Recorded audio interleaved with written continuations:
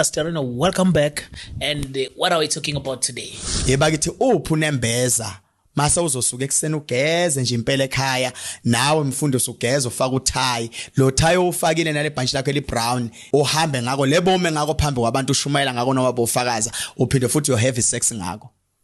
lo mkhuba lo engubona lapha ngiyawazi ke mina lo mkhuba uthi kulama sonto la uniform uyenzeka vele yabo sizomyeka lo wecamera ngoba vele uma usteaded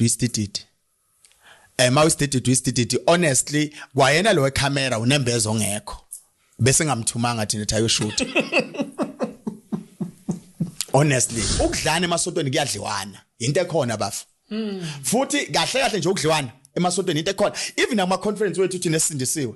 ziyakhala kunamadoda asihlemelayo lapha ngeemoto zabafazi babo uyibona umbonela umuntu uthi akanalutho mara ngoba uthola umfazi omprotectayo omthandayo kumhlabe nge-X5 enye lapha nama kufika lapha kini kuze kudlalisa iskiya kanje kade kumnikeze nekhadi awuyibona nendoda ethi yayishaya into yayo endlini